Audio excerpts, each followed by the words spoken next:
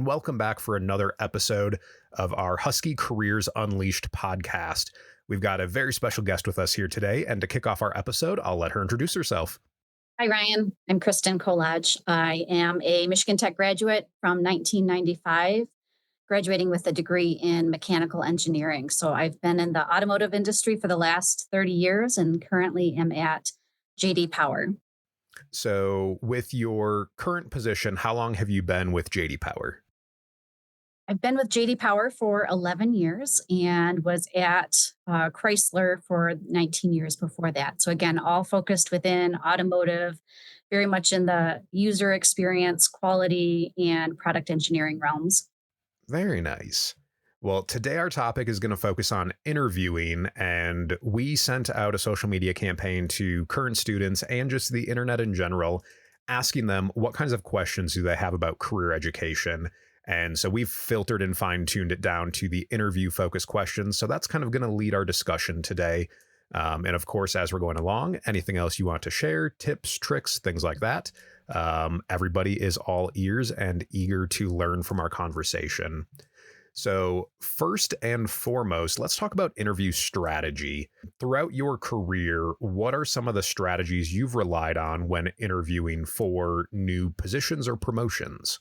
First and foremost, I would say the key strategy is preparation. So, both in terms of how you're going to sell yourself, but also what you're looking to obtain from the interview. So, maybe to take it from the how you're going to sell yourself, that preparation certainly is an important element for you to be able to tell a very concise story about the experience that you have, what you're looking to be able to obtain from the experience that you're seeking out from that particular interview. But it's key for you to be able to come in with those stories well prepared. And by prepared, I would actually recommend that in certain instances you're writing these down, in certain instances you're actually practicing your elevator speech out loud, because it sounds very different in your head versus when you speak it out loud. And so just to be able to hear yourself give that type of pitch for a few of the questions that you're anticipating, a few of those elements that you know are certainly going to be the givens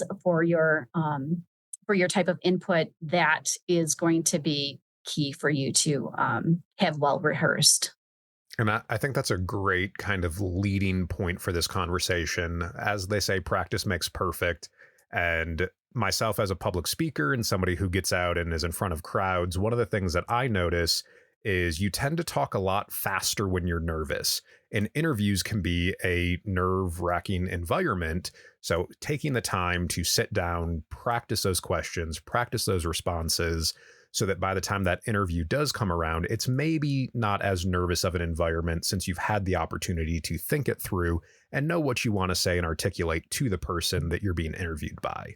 Yes, yeah, completely agree with that point. And I mean, in many instances, the interviewers are going to be looking for what you bring to the table. And so for you to be able to think about the projects and experiences that are going to convey that type of experience in a way that is going to resonate with your audience is critical. I know that in many instances, um, interviewers are looking for what might be known by the acronym the STAR format. So situation, task, action, and result. So it's a useful way to be able to structure a story and a response and make sure that you've hit each one of those elements to be able to convey, again, the experience that you are bringing to the table. I've found from my experience as I've built large teams through the years and kind of sat on both sides of the interviewing table, if you will, that one of the areas that I see many people trip up on is that element of the where they're using the we pronoun instead of what you in particular were responsible for. So if I can at least impart on the audience just to recognize that it is your time to not be humble and just truly call out what it was that you were responsible for that particular example that you're calling attention to. The other element that I do recognize, especially with students that are looking to obtain their first internships or early in their career, is that in many instances that quantity of experiences that you have is limited. And so sometimes it feels as if you're going back to the same type of project or experience over and over. And I guess I want to let the audience know that that is acceptable, that those sitting across from you recognize that you are coming in early in your career. And so, in many instances, to have an example that maybe just comes at that project or that internship or that type of experience from a different angle to be able to answer the question is acceptable. I mean, so I know that there can be some stress involved where people feel like they're using the same experience over and over. And sometimes you can call that out and just say, okay, I'm going to go back to the same project, but talk about a different element of it to be able to answer that question.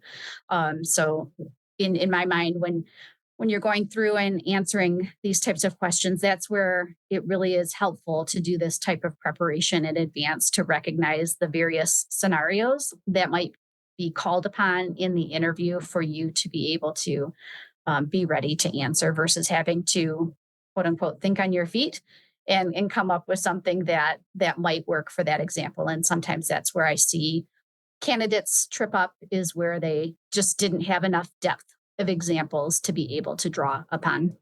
Well, and one of the things that I think people overlook about the STAR method is the result or the outcome. It's easy to talk about what the project was, what you did, and those kinds of things, but a lot of people forget that kind of conclusion. What was the outcome? Was it successful? Maybe it didn't go as well as you had hoped. And if it didn't, what did you learn from that opportunity?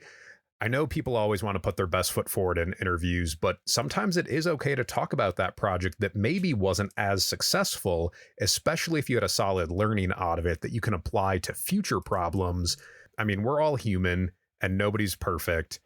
So I think that's one of the things to highlight in those interviews is, yes, put your best foot forward, but don't be afraid to talk about those learning opportunities as well. I completely agree with you, Ryan, on that point. And I think it actually has the opportunity for you as the candidate to demonstrate your flexibility, your ability to adapt, your ability to deal with difficult situations. And certainly, what might hit that outcome have been on the other side. So maybe the original outcome wasn't strong, but you learned from it and maybe you applied it in a new way. So it might have a part two type of answer. Exactly. So you had mentioned that throughout your career, you've been on both sides of the interview table. And I think one of the most common questions students have, and we've seen it a couple of times through this campaign, is what are some of your favorite questions as an interviewer that you like to ask potential candidates in that interview? One of the areas that I really like the most is when I'm able to turn it over to the candidates for them to ask their questions. I feel like that is a very telling portion of the interview. It shows that level of preparedness, it shows that creativity, it shows critical thinking to me in terms of how well do you know the business, the job description that we put out there, maybe other connections, to really ask some very smart questions. So I feel like that's probably my favorite side of the interview, is to be able to understand what they're bringing to the table, because it's more than just the question itself. It really exhibits much more character about the candidate as well. Well, and that comes back to the whole concept of being prepared for your interview ahead of time, especially for younger students that maybe it's their first or second time interviewing, maybe the first time truly interacting with a new company. It's important to take the time to do some research about that company. See if there's been any recent news articles, see if there's any groundbreaking projects they're working on, go to their website. If they're like a consumer product style company, go see what brands they actually build and represent and deliver to consumers, so that when you do come into that interview, you have more than just the baseline knowledge. And then you can really ask those pointed questions based on knowing more about that company. Absolutely. Those are fabulous points. And I would even put a plug in for career services, and they are a key advocate for you in helping in that research as well. So some of that very much can be done online, as you're describing. But there's a lot that career services knows about several of these companies as well. And in some cases, they might even understand if there are Michigan Tech graduates there and things of that nature. So, different ways to be able to like go beyond the basic type of research, if you will, just to recognize that that's a key resource for you. Well, and kind of in that realm, not necessarily directly interview related, but kind of in the networking realm pre interview, leveraging alumni is a great way to do that. So, using tools like LinkedIn, career services to search out people that may be in a similar role that you're interviewing for and just see if they're willing to have a conversation with you as part of that preparatory step, getting ready for that interview. I mean, ultimately, I don't think I've met any Husky at any point in my career that's ever been like, no, I'm not willing to talk with you or answer your questions.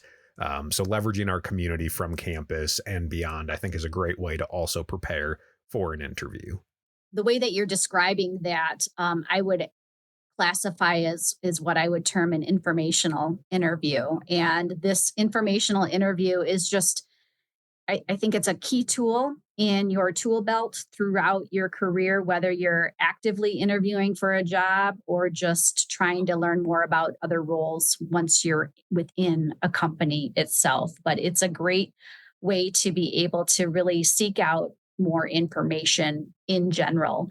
But it's one of those areas that is very much led by you, the person itself, but the recognition of you either want to know more about a company. So in the instance, the example that you just gave, so if you find you are interviewing with a company, you see a Husky or you see someone within your network to be able to find out more information to help you prepare, it's a great way for you to reach out, set that type of tone, set that type of ask, and just see if they're willing to meet and keep it. You keep it relatively short, 15 minutes, maybe 30 minutes max, but just something that you are coming to the table prepared for what you're looking to learn about. And then from there, it turns into a really, intentional, useful conversation for you.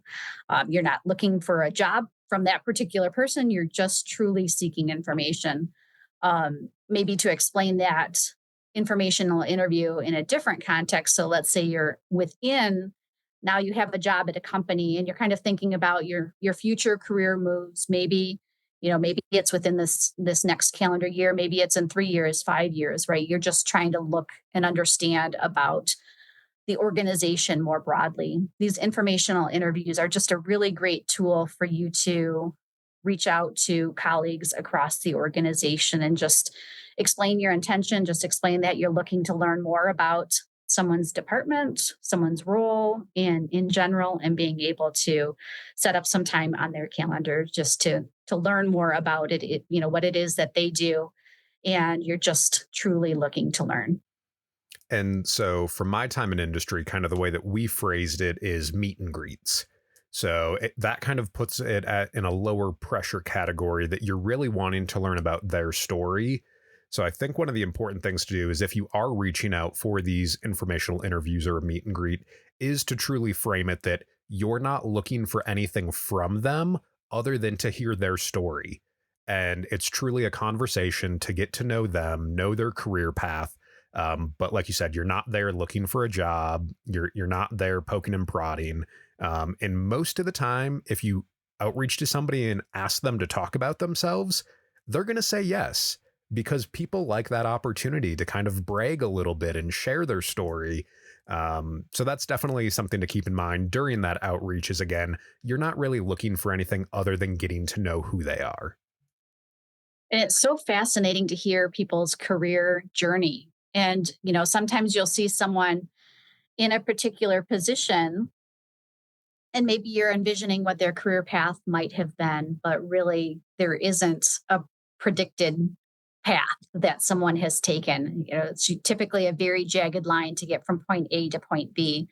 And what that involves and entails, I think, is really fascinating to learn about people and hopefully inspiring for you on the other side of the table as you're thinking about your career pathing, that you also have opportunities to take lateral moves or maybe take a step back or a step in a different direction But at the end of the day, you're going to be able to tell that story and how all of those pieces fit together in a very meaningful way that maybe wasn't envisioned in the beginning, right? You can always historically look back and say, this is how it all worked together and played really nicely. But when you were taking that path originally, sometimes it might have felt a bit of a non-traditional approach, something riskier, but truly in the end, those pieces do fit together. I 100% agree with you there. And I think people always assume that career paths or career journeys are kind of that typical stepping stone, like you're reaching towards that next goal. But like you pointed out, it's not always a direct path. And sometimes you may need to move laterally or take a step back to really identify kind of where you want to go, and get prepared for those next steps and ultimately interviewing for those opportunities, to get you where you want to go. So, reflecting back on some of the additional questions we've had from students in the past, one of the ones, and I personally do not like this question in an interview as an interviewee, but it comes on the topic of salary, benefits. When an employer asks you, what are your salary expectations, especially if nothing's been published with the job posting, what kinds of tips or tricks would you have for an interviewee to answer a question like that so that they don't necessarily aim too high, but also not selling themselves too low?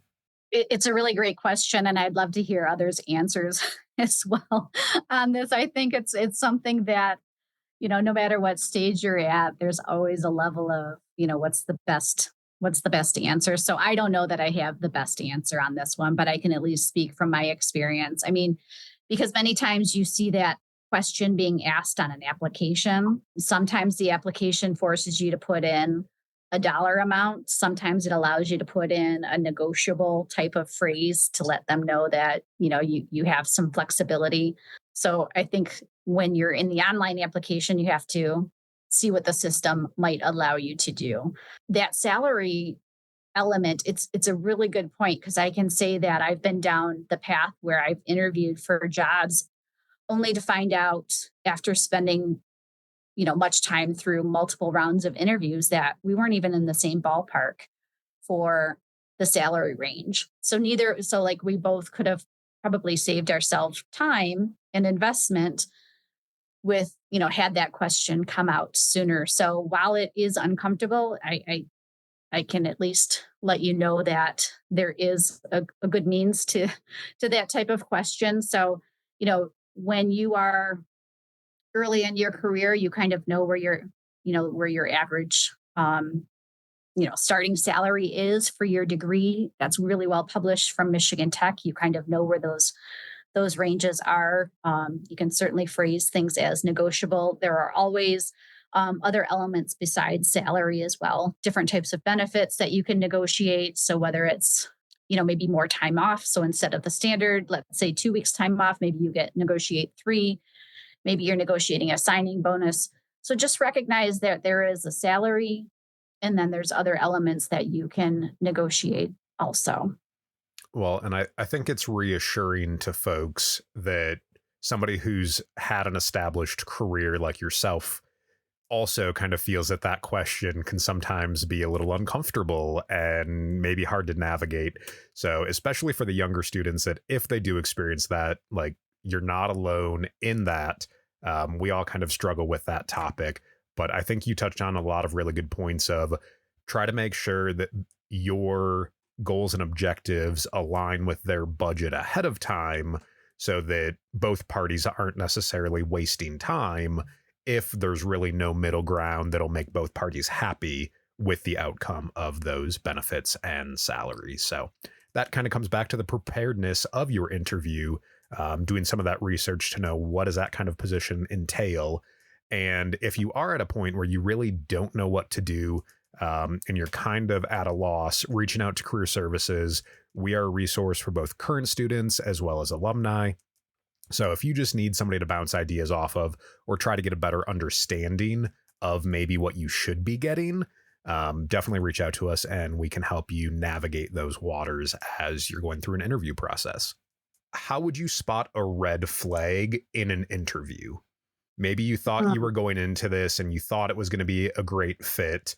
But then you're starting to second guess as you're learning more in that interview space. Are there any key things you kind of keep an eye out for? Or if it crosses the conversation, may make you reevaluate that maybe this isn't the right fit? It's a really great question, and something that I think it's a very astute question, and something that I highly encourage each of you to be on the lookout for. I mean, I will stress again that this interview is much them interviewing you as you are interviewing the company, right? You very much are looking for the right fit, the right environment, all of the right elements for you, and just the time that you're going to spend in the next step of your career. So this element of red flags is really critical. I mean, this might come across in terms of maybe you're going to be the first person of your degree that a company is hiring. And so that always lends itself to a good question of, okay, why is that the situation? What problem are you looking to solve? And then certainly, that discovery for you to determine if that's something that you feel is a good fit for you, that you think that can be handled with just one person. If they're looking to hire more people with that type of degree, for instance, et cetera.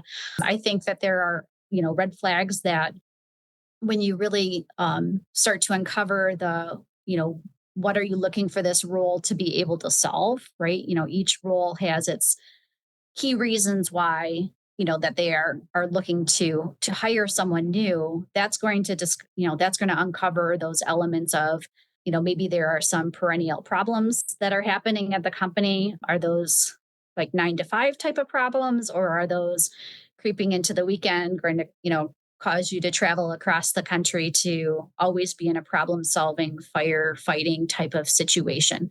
That may be a fit, that may not be a fit, right? But those are you know it's hard to genericize what a red flag might be to you, but you'll know it when you hear something. And it's also important for you to dig deeper on that. Don't leave the interview with that just like, hey, that didn't sit right. And I don't really understand why. Like that's a key question for you to probe further. So like you can turn that tell me more question right back to the employer to be able to make sure that you really fully understand the context of what that situation might be, and certainly how you'd be looking to rectify that if you were now an employee of their company. Well, and one of the things that kind of came to mind as we were discussing red flags and maybe things to think about that sometimes get overlooked would be company culture. All the money in the world isn't going to make you happy if the company culture doesn't fit what you're looking for. So I know a lot of times, especially if you're in between jobs or fresh out of college and you really want to land that first good paying job, people are more focused on the money, the benefits, those kinds of things. But definitely don't overlook the company culture as well as the location, because yes, a majority of your day may be spent in the office at your job, but when you move to a new area for work, you have to be able to look at the outside kind of work life balance as well. So those may be some things to kind of consider if you are evaluating for red flags.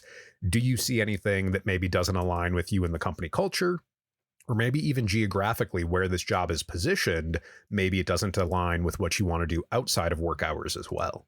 If I can add a plus one to the point that you were making there, I've been doing a lot of just like organizational reading, if you will, and there's the element of company culture, but then there seems to be much more of a recommended focus to really get into the specific team culture itself, because sometimes company culture, I think the answers might be able to be genericized a bit or glossed over a bit, where really it comes down to the team in which you're working in. So try to take that company culture down to more of that specific team environment itself, because those that you're working with very closely, as well as reporting to very closely, that's going to be much more of a direct impact to you. So if I could recommend that, you know, culture type of questions, you maybe just hone in a little bit more narrow, you might be able to find and uncover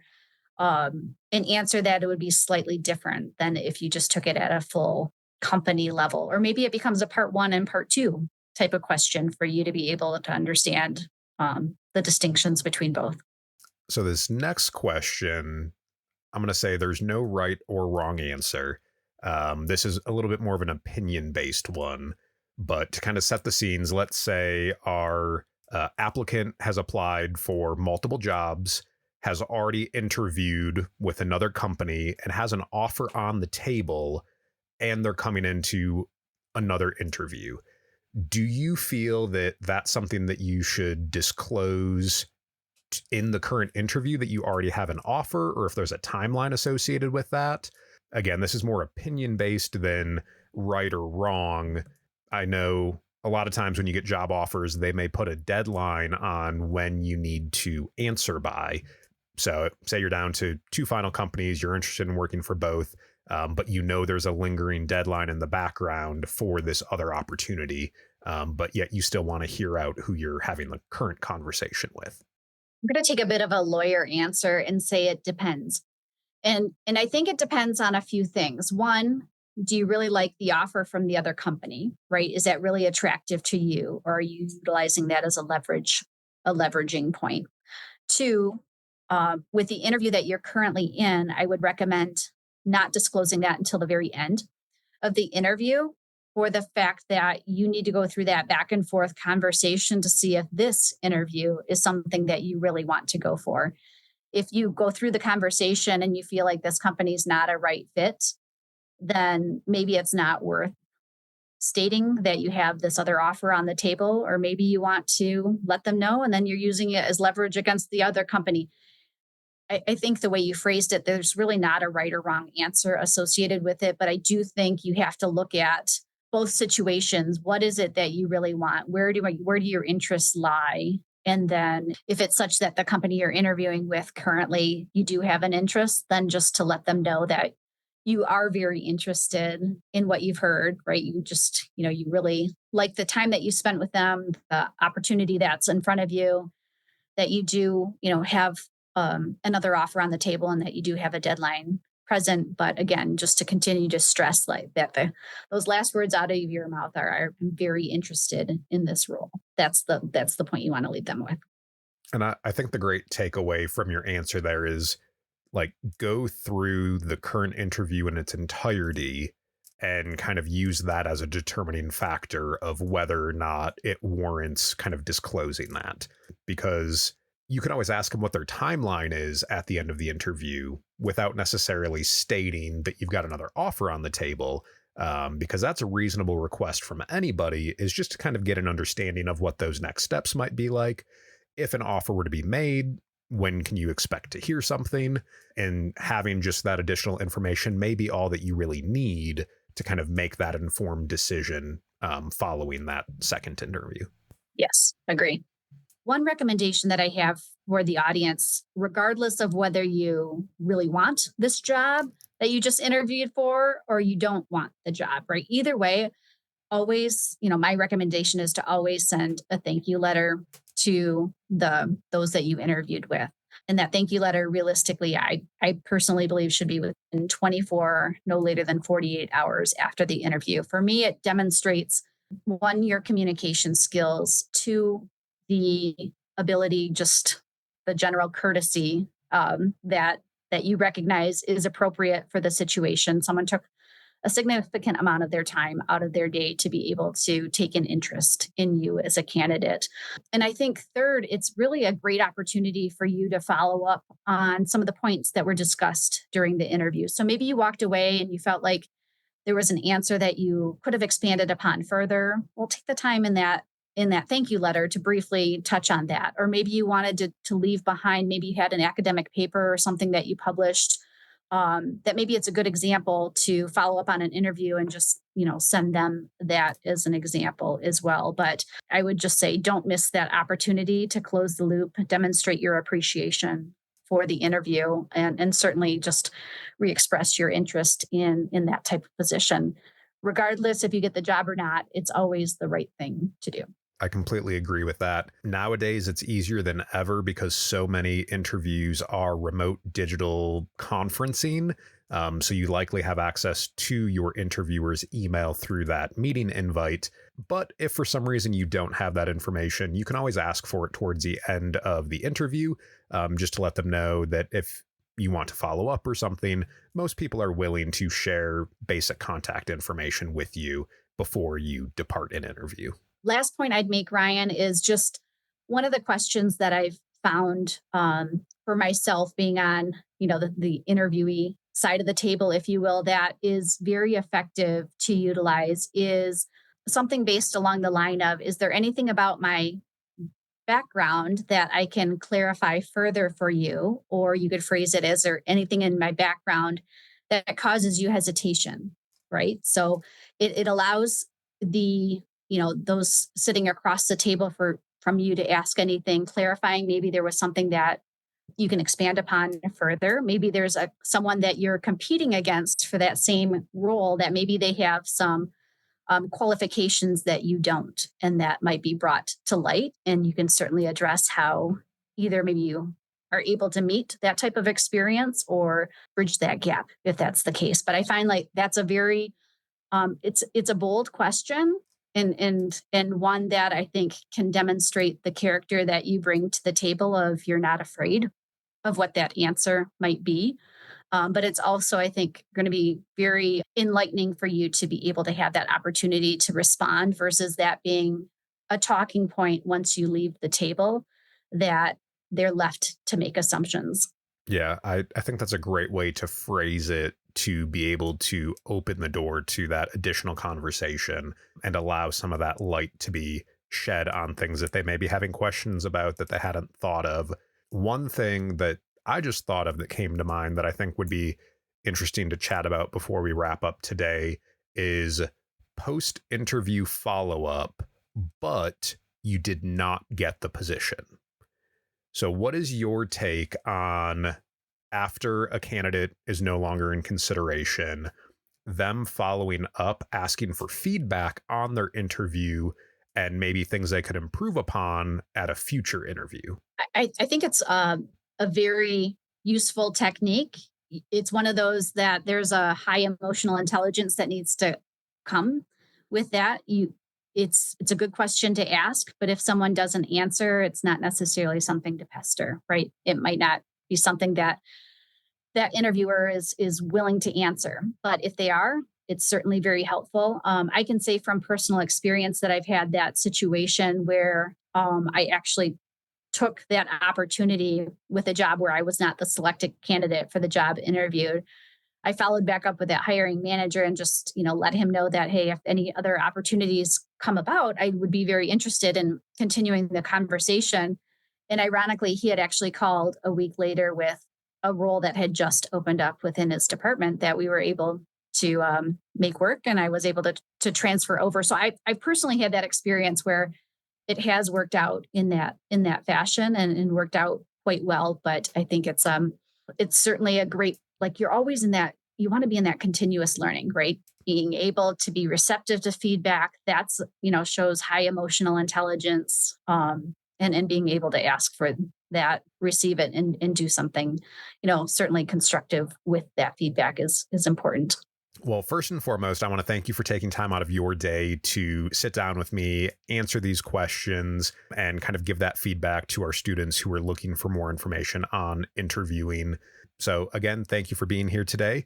For anybody who's tuning in, if you do need help with preparing for your interview or have questions, anything like that, you can always reach out to us here in Career Services at mtu.edu/career, or you can send us an email to career@mtu.edu, and somebody from our team will get back to you with more information on how we can help. So thank you guys for tuning in today, and be sure to tune back in for our next episode, because you never know who our next guest is going to be.